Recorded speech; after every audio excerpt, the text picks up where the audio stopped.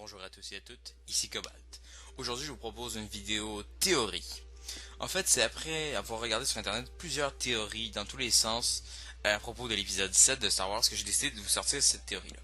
C'est une théorie qui est sortie en anglais mais que je voulais quand même apporter mon point dessus parce que j'ai peut-être d'autres éléments qui pourraient être intéressants à ajouter à ça. Alors la question. Windu, est-ce que ce serait pas le grand leader Snoke? Si vous avez vu les films, vous vous disiez sûrement, mais non, Mace Windu est mort dans l'épisode 3 contre Palpatine.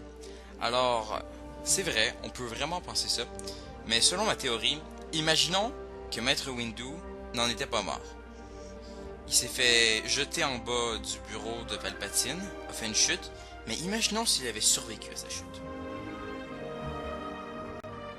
Alors, si on disait que j'avais raison, que Windu est bel et bien en vie après son combat contre Palpatine. Vous me direz peut-être pourquoi. Alors mais Windu c'est un maître Jedi respectable. Pourquoi il aurait décidé de se retourner du côté obscur? La réponse on peut la trouver dans l'épisode 3. Justement Windu utilise une technique de combat, le Vahapad. C'est une technique de combat du côté obscur qui fait en sorte que les gens qui maîtrisent cette technique utilisent leur sentiment de haine afin de combattre leur ennemi.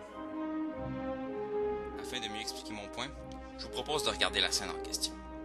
Portez attention à toute la rage que Mace Windu met dans son combat. C'est d'ailleurs le genre de choses qu'un Jedi ne devrait pas faire. Mais lui, il le fait.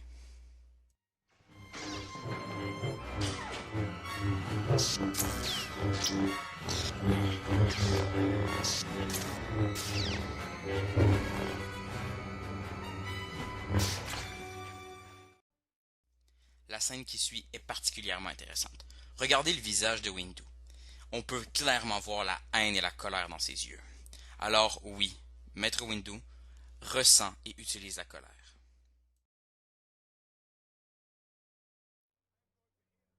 Once and for all. You can't. He must stand trial. He has control of the Senate and the courts. He's too dangerous to be left alive. I'm too weak. Oh, don't kill me, please. It's not the Jedi way. He must live. Please don't. I need him. Please don't.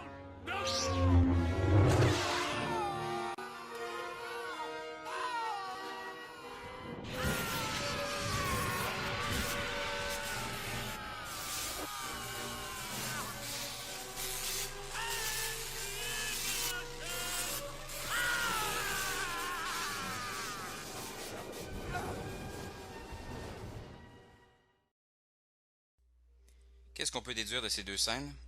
Eh bien, je pense que c'est assez simple.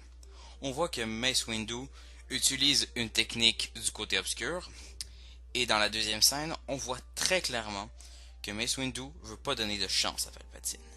Il le dit lui-même, il doit tuer Palpatine. Il doit mettre fin à l'ordre Sith. C'est peut-être ce que vous pensez qu'un Jedi devrait faire. Mais Palpatine, à ce moment-là, est désarmé. Et comme l'explique Anakin, il a le droit à un procès.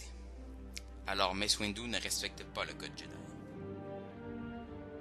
Pourquoi Mace Windu déciderait de devenir Snoke? Mais premièrement, selon moi, parce qu'il a été trahi par les Jedi. Alors il veut plus avoir affaire à eux, plus utiliser le côté lumineux. Il utilise le pouvoir du côté obscur, donc il décide d'approfondir ses connaissances à ce niveau-là.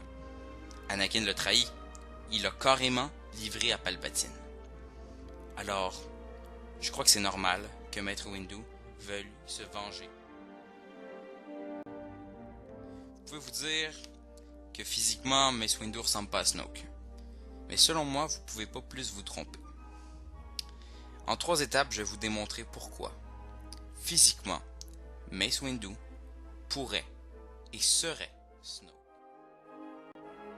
Prenons l'aspect physique de Windu durant son combat. Alors on voit que c'est un Jedi, tout simplement. Il n'y a pas de cicatrice particulière au niveau du visage. Par contre, élément important à prendre en compte, il s'est pris quand même beaucoup d'éclairs dans la gueule de la part de Palpatine. Quand on regarde l'extrait, on voit ce que ça fait au visage de Palpatine, donc on peut facilement imaginer ce que ça a fait au visage de Windu. Alors, regardons maintenant le visage de Windu, disons après son combat, après qu'il ait reçu toute cette charge électrique-là dans la gueule. Comme Palpatine, son teint a pâli. son visage s'est déformé. Il y a des cicatrices qui sont apparues sur son visage. Ça pourrait déjà expliquer une bonne partie de son apparence qui pourrait fortement ressembler à celle de Snoke. Vous pourriez me dire qu'au niveau de l'âge, ça colle pas. Je suis d'accord avec vous sur un certain point, mais quand on y pense comme il faut, les Jedi ou les Sith, en utilisant le pouvoir de la Force, peuvent survivre très longtemps. Prenons l'âge de Palpatine, qui vit jusqu'à l'épisode 6. Il vit très vieux. Même chose pour Yoda.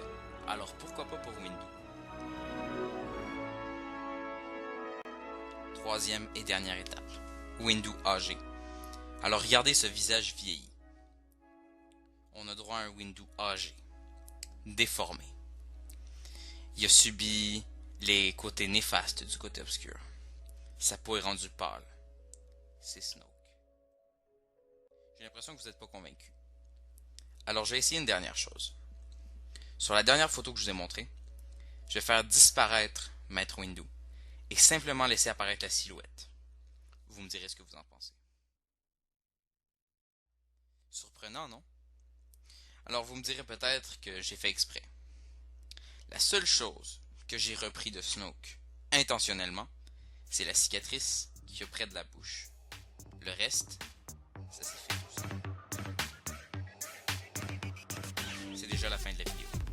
J'espère qu'elle vous aura plu. Pour ma part, je vous précise que c'est simplement une théorie.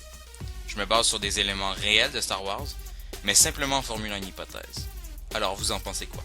Dites-moi ce que vous en pensez en commentaire. C'était Cobalt. À la prochaine, et que la